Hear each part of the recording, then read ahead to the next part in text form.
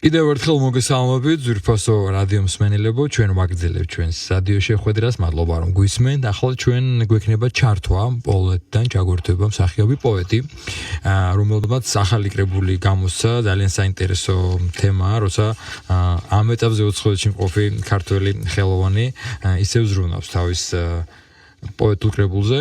და ძალიან მიხარია რომ ჩვენ გვაქვს საშუალება გიორგი შალომბერტი ჩართოთ. გიორგი, საღამოშვიდობისა, მოგესალმები, გესმის იმედია ჩვენი. საღამოშვიდობისა. როგორ ხარ პირველ რიგში? მადლობა დიდი, მადლობა მოწვევისთვის.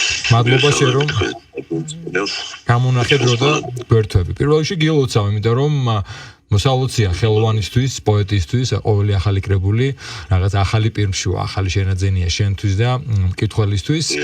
გითხარი ამ კრებულზე, შენ არ ხარ ამ ეტაპზე საქართველოში, ცხოვრობ პოლონეთში და გითხარი ამ კრებულზე, რა პერიოდის კრებული ლექსებია შესული, მოიცავს ზოგადად ახალ ლექსებს თუ არის სხვა ლექსები შესული? კრებულის გამოცემის იდეა მთლიანად და სულიშ თაბერვა ამ წიგნის ეკუთვნის ჩემს მეუღლეს ნინის. მან ყველანაირი ძალისხმევით როგორც იტყვიან მაიძულა რომ ეს კრებული დაბეჭდილიყო, მე გარკვეულწილად რაღაც დიდი კარგი იძულება, მადლობა მეუღლეს. დიდი მადლობა მას, რა თქმა უნდა. შორის მეც დიდი ხნის სურვილი მქონდა, მაგრამ რაღაც გარკვეული მიზეზების გამო ვერ მოუყარე თავი ამ ლექსებს.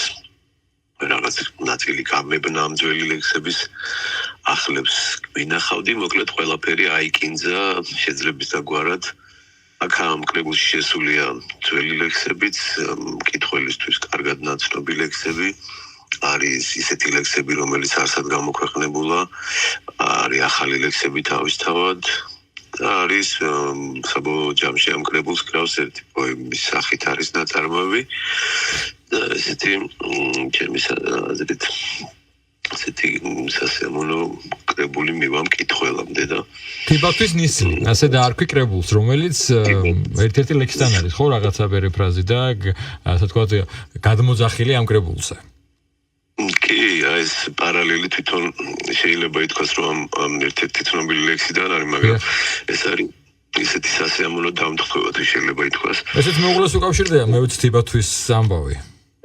კი ბატონო, კი, ზუსტად ესე არის.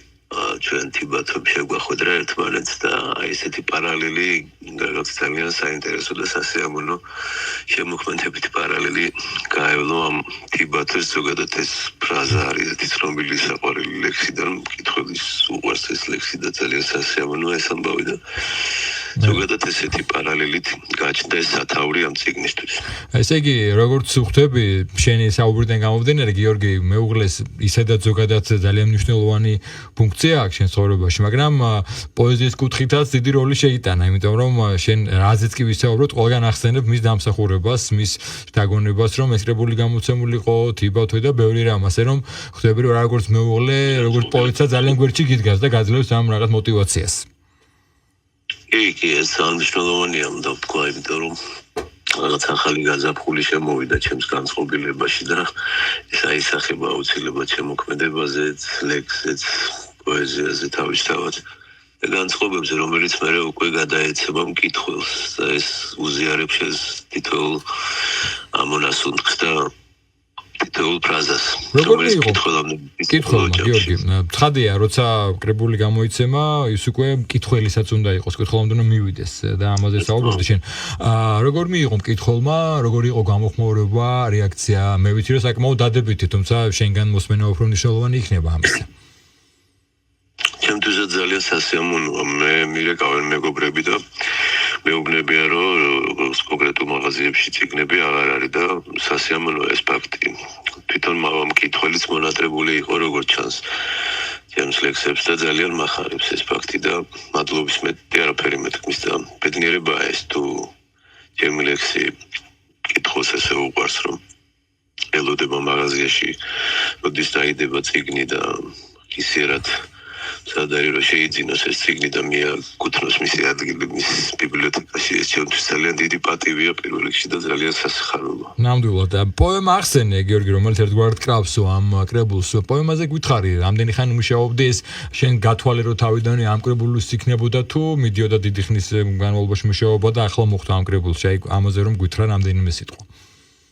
კრებულისთვის არ გამითვლია სიმართლე რომ გითხრათ ამ პოემაზე რაღაც მქონდა ისეთი ჩაკეტე პერიოდი ჩავიკეტე ცოტა ხნით მე მიყვარს ზოგადად განმარტოვება როცა რაღაცას წერ აბსოლუტურ სიმარტოვეში და სიჩუმეში მიყვარს ხოლმე მუშაობა და რაღაც პერიოდი არ დაჭირებებია ბევრი პერიოდი სხვათა შორის ეს ნამუშევარი არის სადღაც 3-4 დღის ნამუშევარი და საერთოდ არ გამოსულა ოთახი და როცა წერდი ამ პოემას წყალზე ვიყავი შეიძლება წყალზე და პოემაზე იყავი მხოლოდ წყალზე და პოემა წყალზე და ჟანგბადზე გიორგი რადგან შენ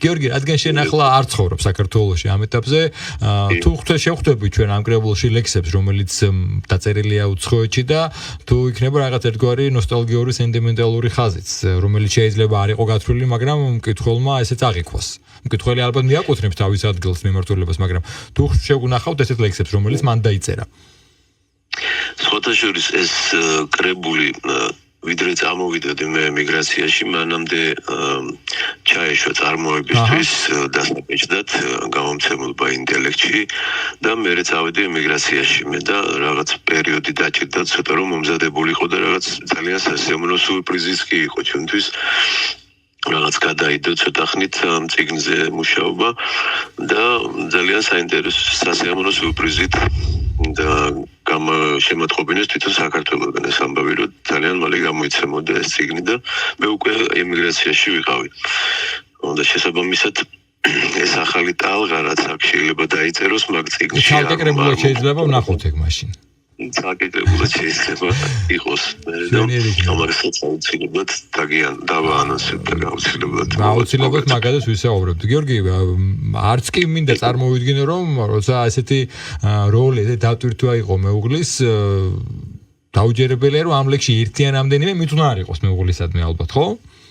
ამ კრებულში უბრალოდ თუ ეხლა გვიქნება მის ბედნიერება რომ ჩემს მენელს რამე აი ეს ახლა მოგივა თავში გნებავთ მოვიფიქრეთ თუ ახლოს გაქვთ წიგნი ასე პრეცი რამეს ხوار წაგვიკითხავ და რაღაცა ამით ძალიან ლოგიკური დასრულება იქნება ჩვენი რადიო შეხვედრის თუ შეძლებ ამას სიამოვნებით ჩვენ გვექნება ახლა საშუალება რადიო მსმენელს ვეთქვი რომ ეს სპონტანურად იყო მე არ შევთანხმდი გიორგის წინასწარ და მაპატიო გიორგი ამისთვის და სამაგეროთ იქნება ძალიან ისეთი ცოცხალი პროცესი და კი ბატონო ეხლა ვნახავთ რას შემოგთავაზებს გიორგი და თხადია როცა პოეტს ვესაუბრებით კრებულზე ყოველთვის მნიშვნელოვანია მისი ემოცია მისი დამოკიდებულება ლექსთან იმიტომ რომ უფრო ცოცხალია უფრო რეალურია და ეს აღქმაც სხვანაირია და აი გიორგი ახლა წაგვიკითხავს რომელიმე ლექს თუ რომელს თავად გაგვაცნობს სიამოვნებით, აგიკითხავთ ახლა ერთ ლექსს, რომელიც შესულია ამ კრებულში, ახალი ლექსია და ეძღვნება ნინის ეს ლექსი და ახლა სიამოვნებით აგიკითხავთ.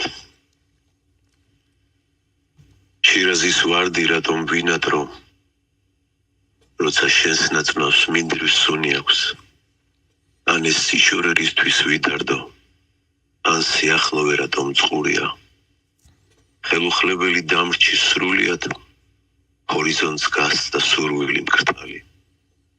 თუ არ გესმის რა რიგრთულია ყარიბი კაცის დუმილი მტვრალი.